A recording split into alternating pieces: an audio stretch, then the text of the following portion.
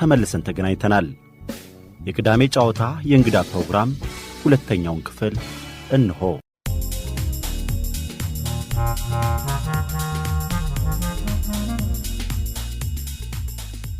አሻም የተከበራችሁ አድማጮቻችን ከዚህ ከድልበር ስቱዲዮ ደበላቱቲ ወንጌላዊት ብርሃኑ ደምሰው ኃይለ ሚካኤልና እኔም ማዛብሩ ለሁላችሁም መልካም የረፍት ቀን እንድታሳልፉ እንዲሁም ለክርስትና እምነት ተከታዮች እንኳን ለትንሳኤ በዓል አደረሳችሁ እያልን መልካም ምኞታችንን እንገልጻለን።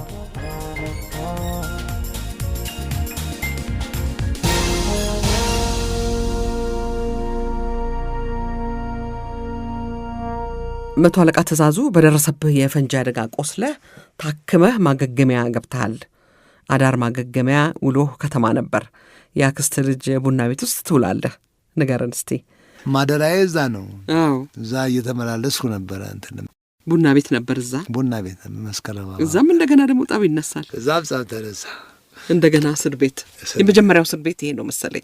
የሐማሬሳው አለ። የዚህኛው ደግሞ የዚህኛው አብዮት ጥበቃ የሚባል አለ ነበር። ያኔ ነበር አብዮት ጥበቃ የሚባል ነበርና ያኔ ነጻ እርምጃ የመውሰድ እንትናቸው ከፍ ያለ ነው። ምንም ማንንም እንትን ሳይሉ እንደልባቸው እና አጋጣሚ እኔ ጓደኞቼ ከኔ ጋር አብረው የነበሩ ጓደኞቼ የሀፓ ውስጥ ናቸው ያሉት እና እኔ በዚህ ስመጣ አውቀው ሰምተው ከኛ ጋር አብረህ እንትን በል ሰልጥን አሰልጥንልን የሚል ነገር እንትን አሉኝ። ጥያቄ ያቀረቡልኝ። እሺ አላልኳቸውም። ግን የሚነግረኝ የቅርብ እንትን ስለነበረ አይ ይሄ እኮ ግዴታም ሊሆን ይችላል አንዳንዴ በኋላ ሌላም ነገር እኮ የህይወት መስዋዕትም ልትከፍል ትችላለህ እና ጥያቄው መቀበልም አለብህ የሚል ነገር አመጡልኝ እና በመጨረሻ ላይ እስኪ ለማንኛውም ይሄን ነገር እስኪ አንብበው የሚል አንድ ፓምፕሌት ሰጡኝ። ያ ፓምፕሌት የቬትናሟ ጓዴ የሚል ነገር ነበረ። የነ ሆቺቢራ የተለያዩ እንትኖች ሆቺሚን እነሱ ሁሉ ታሪካቸውን የሚገልጽ ነገር ነው የሚሰጡ። የዛን ቀን ያንን የሚነበበውን ነገር እንዳነበብኩ በኪሴ ውስጥ ነው ልክ እንደዚህ ጠቅልዬ ነው ያዝኩ። በኋላ ትዝ ሲለኝ ከሰዎች ጋር ተጣልተን ተራብሸን አብዮት ጥበቃ መጥቶ ቤት ተረበሸ ተባለ። በኋላ የደማም ሰው ነበረና እነሱን ሲሉ አይ ምንድነው እኔ የጦሩ ደጋፊ ነኝ ወታደር ስለሆን እነሱ ደግሞ የጊዮርጊስ ቲፎዞ ናቸው።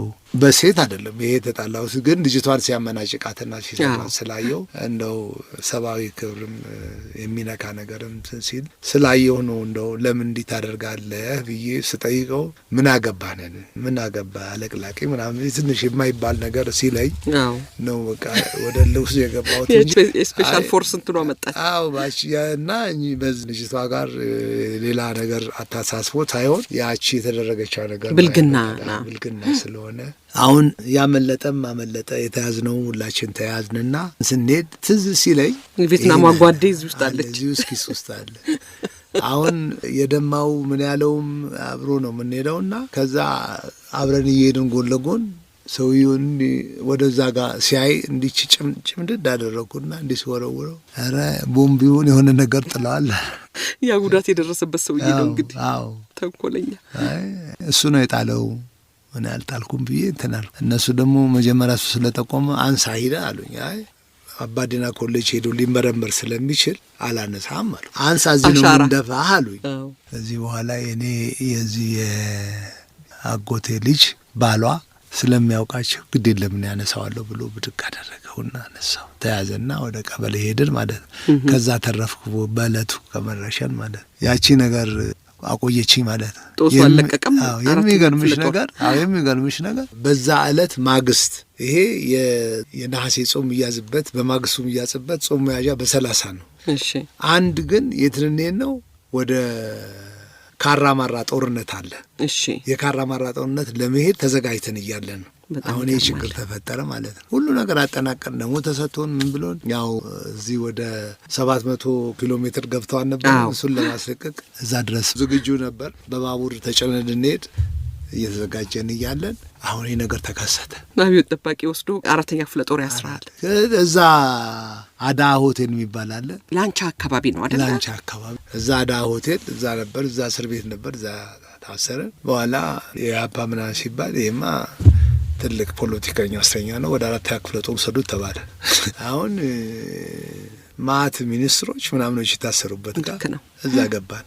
በንጉሱ ጊዜ የነበሩ ኃላፊነት ላይ ያሉ ሰዎች የታሰሩበት ነው። የተወሰነ ጊዜ ከቆየን በኋላ ደግሞ አይ ይሄ ከዚህ ይውጣ ተባልና ወደ አምስተኛ ፖሊስ ጣቢያ ሄድኩ ማለት። እዛ ሄጄ 4ኛ ክፍለ ጦር እኮ ንጉሱም ታስረው ነበር አይደል?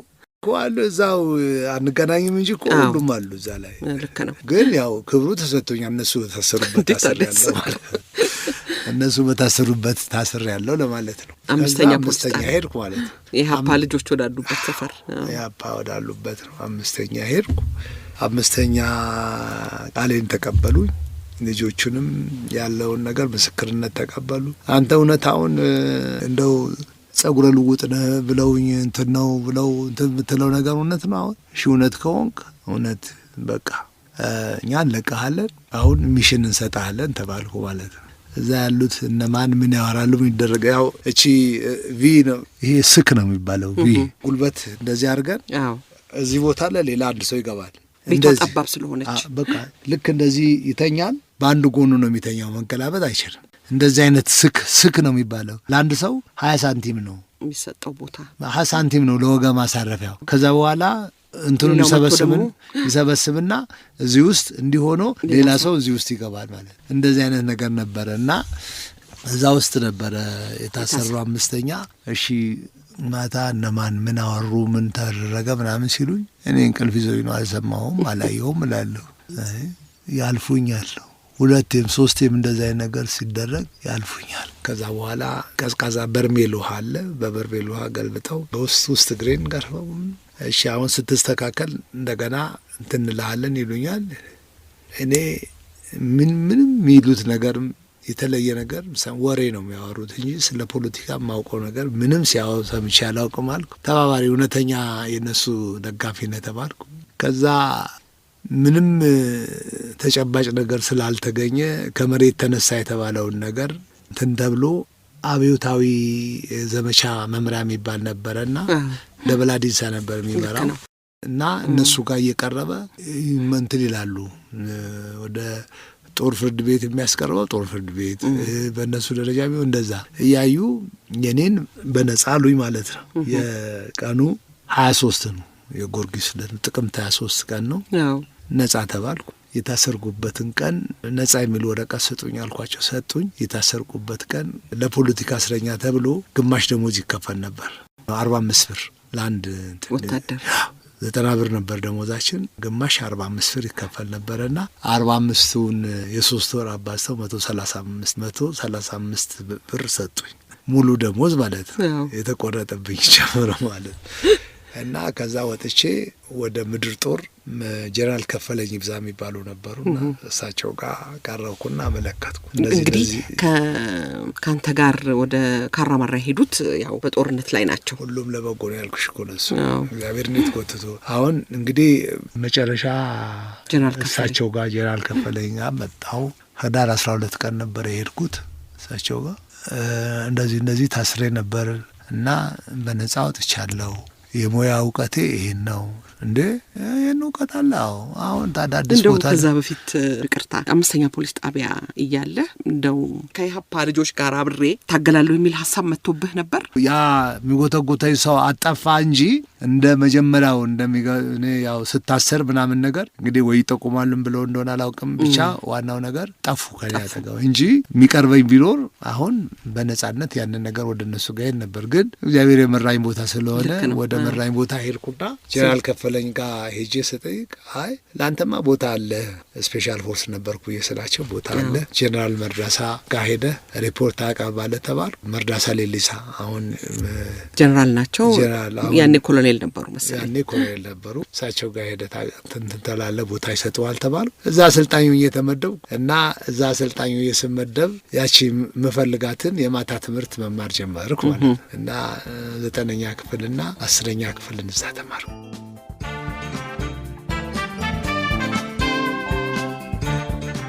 መቶ አለቃ መማር የቻልከው ምደባ ለከተማ ቅርብ ስለነበር ይመስለኛል። ቅርብ ስለሆነ እግዚአብሔርም ስለረዳኝ ማለት ነው። ሆለታ ነበር ማሰልጠኛው። አዎ በኋላ እኮ የሆለታው ደግሞ 10ኛ ክፍል እኮ ያጠናቀቀ ነው የሚለው። የስፔሻል ፎርሱ ስልጠና ማወቅ ፈልጌ ነው። ስታሰለጥንም ምንድነው የምታሰለጥነው? ይሄ የልዩ ኃይል ስልጠና የሚባለው ስልጠና ከሌላ ውትድርና በምን ይለያል? የአካል ብቃት ነው በአብዛኛው እና የመሳሪያ ብቃት ጁዶ ይባላል። የእጅ በእጅ ውጊያ ማለት የእጅ በእጅ ውጊያ ማለት አሁን ወይም ካራቴ እንደሚባለው ማለት ይሄ የእጅ በእጅ የጁዶ ትንሽ ለየት ይላል፣ የካራቴውም ለየት ይላል እና እሱ የተማርነውን ነው የምናስተምረው። የቱ ጋር እንደሚነካ ይታወቃል። ማን እንዴት መከላከል እንዲችል በጠላት ጥቃት ሲመጣበት እንዴት መከላከል እንደሚችል፣ ለምሳሌ በጭዌ ሊወጋ ሲል እንዴት ተከላክሎ ያንን ሰውዬ እንዴት ማስቀረት እንደሚችል፣ በሽጉጥ ቢደገንበት ሽጉጡን እንዴት ማስቀረትና እንትን ማለት እንደሚ ብዙ ነገሮች አሉ። እነሱ ያው ልብ ይሰጣል ይሄ ስልጠና አይደለ? አዎ በደንብ ስራዬ ብለሽ እኮ የምትማሪው ትምህርት ስለሆነ የት ቦታ ላይ ብመታው ነው ሰውዬው ስስ ብልቱ በቀጥታ ሳይቋቋመኝ ፌንት ሆኖ የሚወድቀው የት ብልቱ ሲመታ ነው የሚለው ነገር እሱ ልኳል። እኛ ጋር እኮ ወድቆ መነሳት መሞት አለ። ሞተን እኮ እንመለሳለን። ለ3-4 ሰከንድ እኮ ሞተን እንመለሳለን። አዎ እውነት። እና እንደሱ አይነት ነገር ነው ስልጠና። ብዙ አይነት አለ። በገመድ ታንቆ ይሞትና ብዙ ደቂቃ ሳይቆይ ይመለሳል እና በጥፊ ይመታል ማለት ነው። እንደሱ ደስ አይነት ነገር ብዙ አለ እና አሁን ያው በእውቀቱ ውስጥ ያለው ሰው ነው ይሄንን ሊያውቀው የሚችለው። እንዲሁ ለማወቅ ካለከው ነው በስተቀር አይ ለማወቅ ጥሩ ነው። እኔም ቢኖረኝ ስልጠናው ብሎ ማሰብም አለ። እንግዲህ የእጩ መኮንንነት ስልጠና ነው የሚመጣው አሁን። የእጩ መኮንን ስልጠናው ይኸውልሽ እጩ መኮንን ከመሆኔ በፊት ክራይቴሪያው 10ኛ ክፍል ያጠናቀቀ ነው የሚለው። እኔ ገና 10ኛ ክፍል እየተማርኩ ነው፣ አላጠናቀቅኩም። ካቴድራል ነው።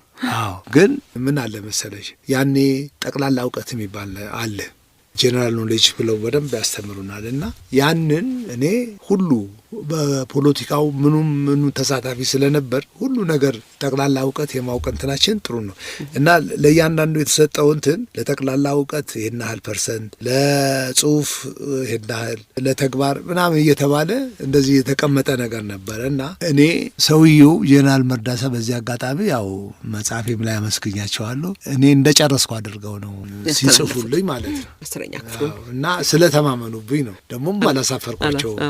ከ1200 ተፈታኞች ውስጥ 169ኛ እንደዚህ ነው እና ደግሞ እንትኑም ውጤቱም 80 ምናምን ቤት ነው አንደኛ ያወጣው፣ የኛም 60 ምናምን ቤት ነው እና ብዙ አይደለምና በጣም ተደሰቱ። ትምህርትን ስጨርስ ኮርስን ስጨርስም እኔው ጋር ነው ማመጣ ብለውኝ ነበረና ግን የተሻለ እድል ደግሞ መጣ። የተሻለ እድል መቶ አለቃ ሆንክ። መጀመሪያ መቶ አለቃ እዛ ሆኜ ለአንድ ወር ኮምፓት ኢንተለጀንስ የሚባል ትምህርት ተማርኩ። ሪኮነንሰንስ ቅኝት የሚባል ትምህርት ነበረ የምንማረው በኩባውያኖችና በራሻኖች። አሁን ይሄ የውጊያ መረጃ ትምህርት ስንጨርስ በኮሎኔል ተስፋዬ ወልደስላሴ የሚቋቋም አንድ የሀገርና ሕዝብ ጥበቃ ሚኒስቴር በዛ ወቅት ተቋቋመ፣ እኛ በተመረቅንበት። ስለዚህ ያኔ የሰው ኃይል አነስተኛ ስለሆነ የሰው ኃይል ስላልነበራቸው ከወታደር ቤትም ከፖሊስም ሰው እንዲሰጣቸው ጠይቀው ስለነበረ አዲስ ከተመረቁት ውስጥም 40 ነበርን። ከ40ዎቹ 6 ተመረጥን ማለት ነው። ወደ እሳቸው ጋር ለመሄድ ወደዚህ ወደ ሀገርና ሕዝብ ጥበቃ ሚኒስቴር አዲስ መስሪያ ቤት። አዎ እና 4ቱ ለደህንነት መስሪያ ቤት፣ 2ቱ ለሶማሊያ ኩልሚ ስለሚባል ማሰልጠኛ ተመረጥንና 6 ሆነን ሄደን በቃ። ይገርማል። የምታገኘው እድለኛ ስለነበርክ ብቻ ነው ወይንስ ልዩ ችሎታም ተሰጦም መልካም አጋጣሚም አንድ ላይ የተገናኙ መሆን አለበት አይደለ? ትጋትም እንደዚህ።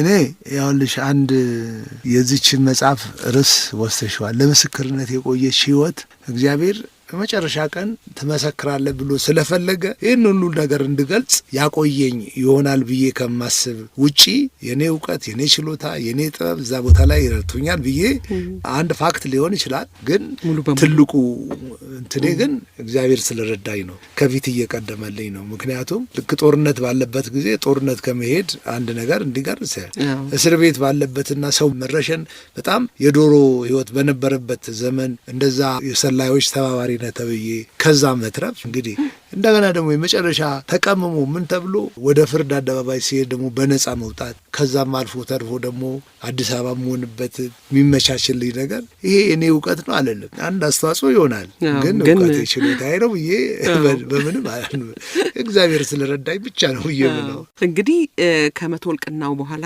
ጀነራል መርዳሳ ቢፈልጉም አልተቻለም። ወደ አዲስ መስሪያ ቤት የሲቪል መስሪያ ቤት ነው ይኛ እሳቸውም እኔ ከምመኝልና ከማስብልህ የተሻለ ሀገርና ሲቪል መስሪያ ቤት ተመደብክ። በነገሮች ላይ ሲቪል መስሪያ ቤት ሄደን እኮ ይሄ ሰው ሲያዝንባቸው ሲያለቅስባቸው ምናምን ስናይ እኛ ገና ትኩሶች ነን። ገና ከዛ ነው የመጣ ነው እንዴ ይህ መስሪያ ቤት። እንደውም የሌኒን ጥቅስ እየጠቀስን ማለት ነው።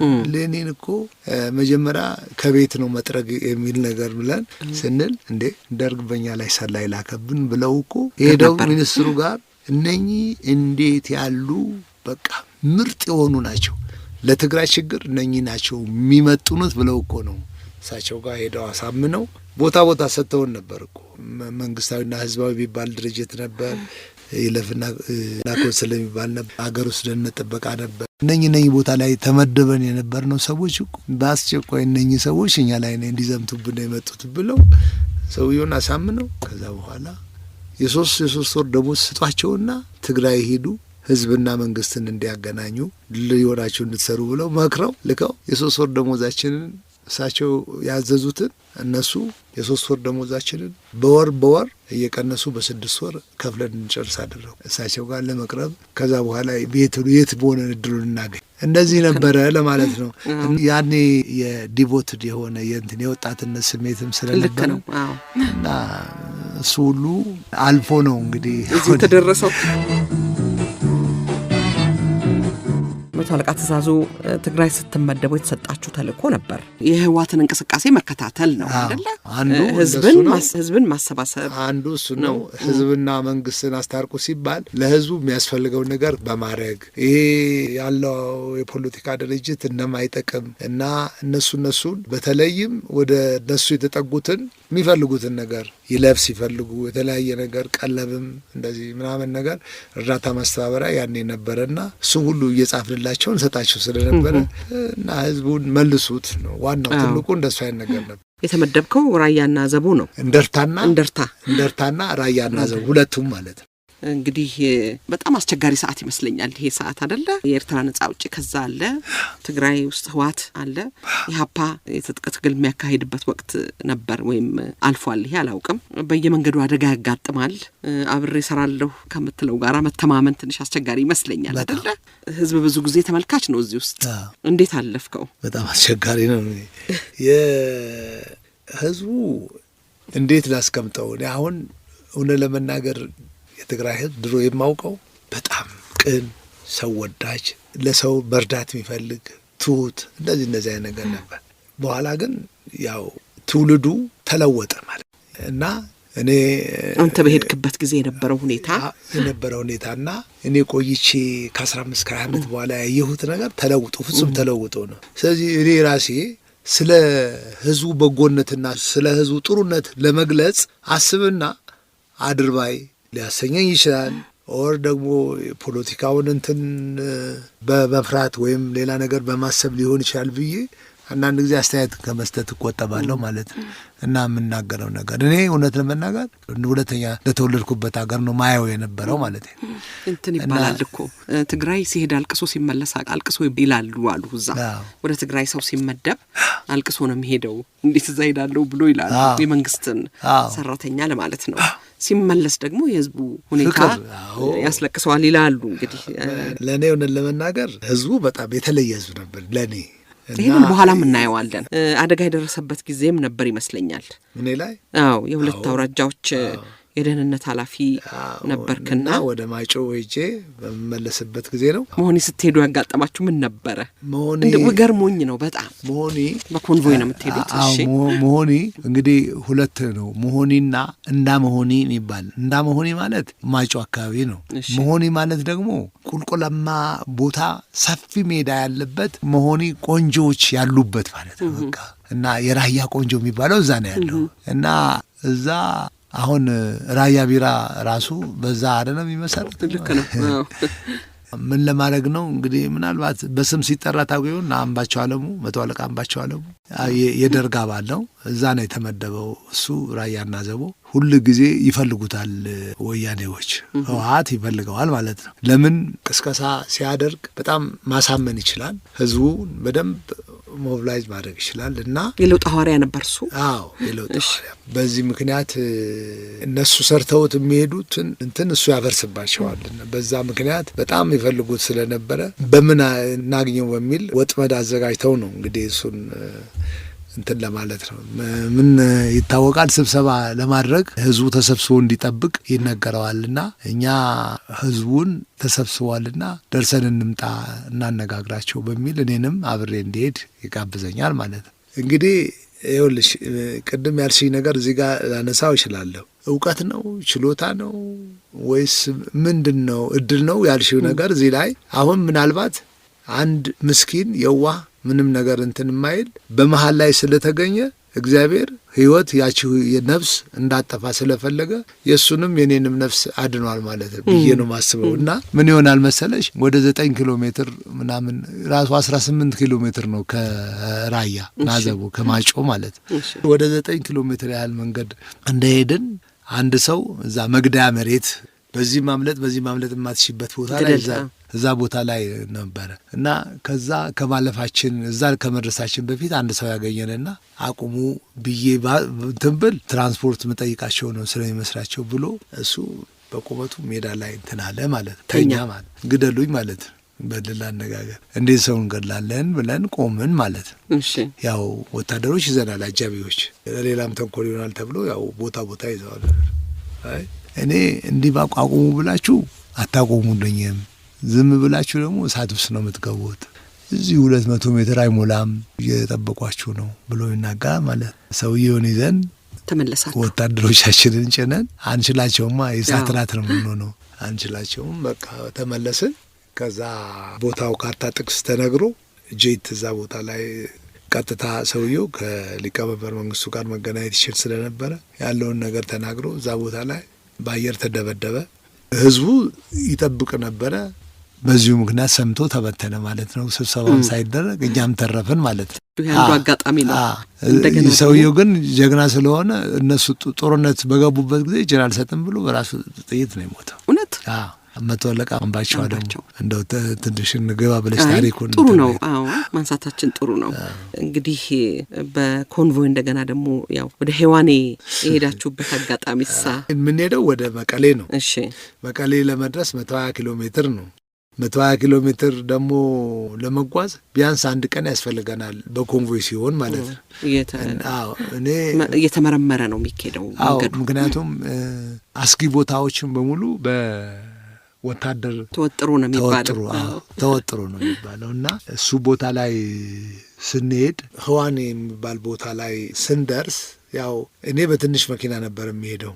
ኮንቮይ በጣም አዋራ ነው የሚበዛበት መንገዱ አዋራ ስለሆነ እና ትንሽ መኪናዎች እንግዲህ ኮንቮይ ሲባል በ10 ቀን ወይ በሳምንት አንዳንድ ጊዜም ወታደር ከሌለ ከ10 ቀንም ይዘላል እና እንደሱ ሆኖ ነው ኮንቮይ አንድ የተሰባሰበ ነው የሚሄደው መኪናዎች በሙሉ ይሄ ከትራንስፖርትም የምንም ስንቅ ምናምን ጭኖ ይመጣ መንገድ የሚያልፍ እና ትንሽ መኪናዎች ያገኘውና ቦታ ሰጡኝና በቃ እኔ ኃላፊም አለቃም ስለሆን በቃ ዝም ብዬ ቀጥ እንዳልኩት እና ያ ወታደሮቹን ስለሚያውቁኝ ተቀቧል ብዬ ቀጠልኩ ማለት ነው። መንገዴን ሄድኩ።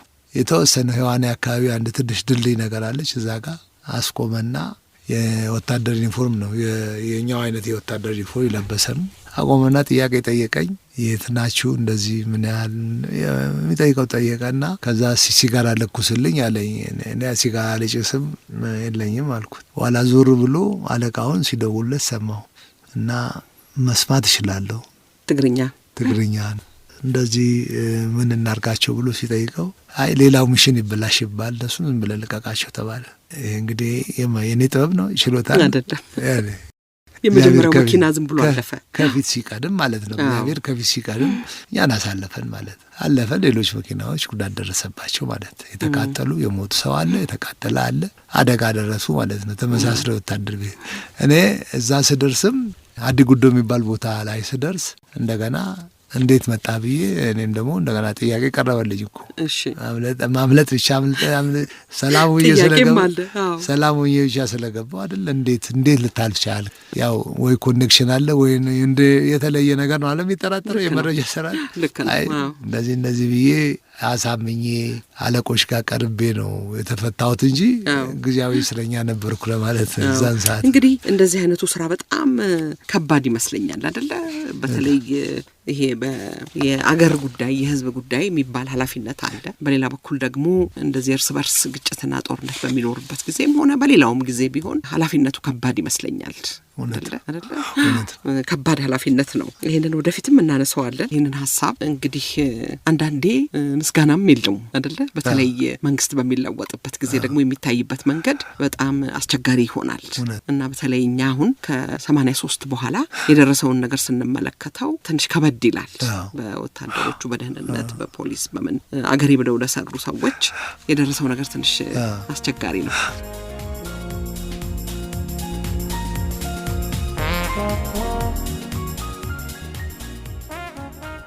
የተከበራችሁ አድማጮቻችን ጣቢያው ሸገር 102.1 ዝግጅቱ የቅዳሜ ጨዋታ ነው። የዛሬው ልዩ የአውደ ዓመት እንግዳችን መቶ አለቃ ትእዛዙ ኮሬ ናቸው። ከመቶ አለቃ ትእዛዙ ኮሬ ጋር የተደረገው ጨዋታ የመጀመሪያው ሳምንት እዚህ ላይ ያበቃል።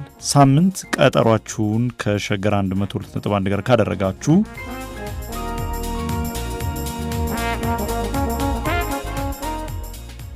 ክልተ አውላሎ የምትባል አውራጃ ትደመሰሳለች የሚል መረጃ እንሰማለን። እኔ እዛ እንድመደብ ይደረጋል። ከመቀሌ 39 ኪሎ ሜትር ማለት እዛ እንድመደብ ይደረጋል። እዛ ላይ አልሄድም እና ያው እናንተ ይሄንን እንትን ከሚል ሰው ጋር አብራችሁ ውላችሁ አብራችሁ ስለምታደርጉ በሰው ህይወት የምትጫወቱ ስለሆናችሁ እኔ አልሄድም። እኔ እዛ ለመሞት ነው የምትልኩኝ። እኔ እዛ ከመሞት በፊት ግን እናንተን ገድዬ ነው የምሄደው አልኳቸው።